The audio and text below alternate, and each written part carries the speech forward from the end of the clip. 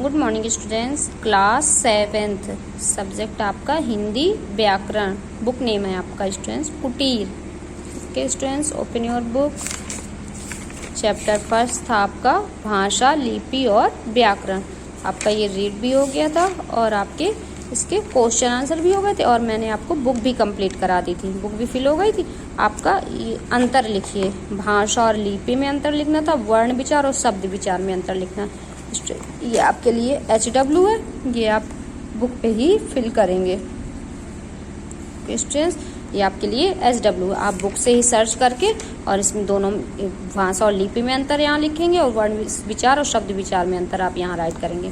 Okay, आज हम second chapter read करेंगे।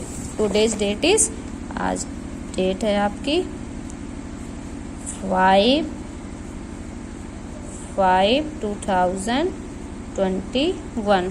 ओके स्टूडेंट, चैप्टर 2 वर्ण विचार। आज हम वर्ण विचार पढ़ेंगे। वर्ण, जैसा कि हम पिछली कक्षाओं में भी पढ़ चुके हैं कि भाषा में कुछ ध्वनियाँ होती हैं। आपने अभी जब 6 पे रहे होंगे स्टूडेंट्स तो आपने पढ़ा होगा कि भाषा में कुछ ध्वनियाँ होती हैं। ध्वनि निकलती है ना जब हम कोई भाषा बोलते हैं। प्रत्येक शब्द कुछ ध्वनियों से ही मिलकर बनता है। जैसे राम लिखा हमने तो रा पे क्या लिख रहा है, आ निकल रहा है ना, रा माँ। जब हम राम लिख रहे हैं तो दोनों में क्या निकल, रा बड़ा आ, माँ में क्या निकल रहा है, छोटा। तो हमारा क्या निकल रहा है, इनमें स्वर निकल रहे हैं। ठीक है, ओके स्टूडेंट्स, रा और माँ हमारा क्या व्यंजन है और आ ये हमारे स्वर हैं। तो भाषा में हमारे क्या निकल रहे हैं, कुछ ध्वनि निकलती है। जैसे कमल, तो का में क्या निकला, आ, माँ में आ और ला में भी आ निकल रहा है।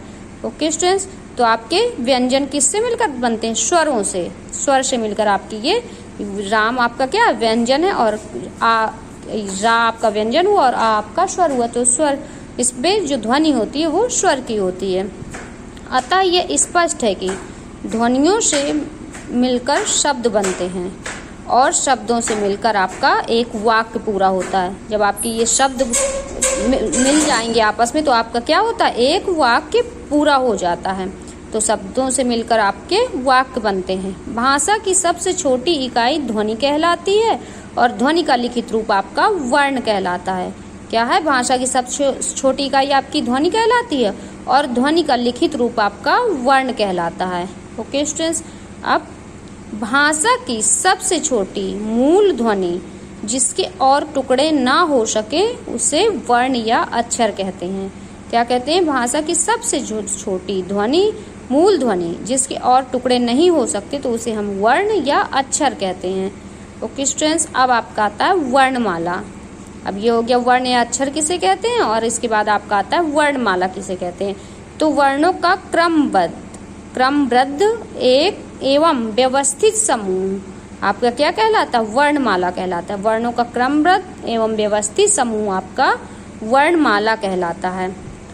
अब पढ़ेंगे हम हिंदी भाषा की वर्णमाला में 11 स्वर और 33 व्यंजन। कितने होते हैं आपके, 11 स्वर होते हैं और आपके व्यंजन 33 होते हैं। 2 अयोगवा होते हैं, 2 आपके क्या हुए, अयोगवा संयुक्त व्यंजन और मिलकर कुल 52 वर्ण हो गए। कितने हुए, 52 वर्ण हुए। उच्चारण की दृष्टि से हिंदी वर्णमाला में 2 प्रकार के वर्ण होते हैं। एक होता है आपका स्वर और एक हुआ आपका व्यंजन। स्वर आपके हुए हिंदी वर्णमाला में, आपके स्वर क्या हुए, आ से ओ तक, ये क्या है आपके, ये आपके स्वर हुए। स्वर आपके कितने हैं, 11, 1 2 3 4 5 6 7 8 9 10 11। ये आपके कितने हुए स्वर, आ से ओ तक आपके ये स्वर 11 हुए। और इसके बाद आपके आते हैं व्यंजन। व्यंजन आपके क्या हैं, ये व्यंजन है। व्यंजन आपके कितने हैं, व्यंजन आपके 33 हैं। और आपका ये अंग और आह ये अयोगवाह व्यंजन है। अनुस्वार होता है आपका अन और विसर्ग आपका लगा ना बगल पे, तो ये हुआ आहा। अब इसमें डा तथा ढा हिंदी की अपनी ध्वनियाँ हैं। डा और ढा आपकी हिंदी की क्या है, अपनी ध्वनियाँ हैं। ये डा तथा ढा से बिल्कुल अलग हैं। अतः बोलते समय डा ढा तथा ढा में अंतर रखना चाहिए, क्योंकि ये डा और ये ढा ये दोनों अलग अलग अंतर हैं। इसलिए दोनों में क्या करना चाहिए, अंतर रखना चाहिए। ओके स्टूडेंट्स, आज के लिए आपका यहीं तक है। नेक्स्ट फिर मैं आपको नेक्स्ट डे रीड करूँगी। Okay, thank you.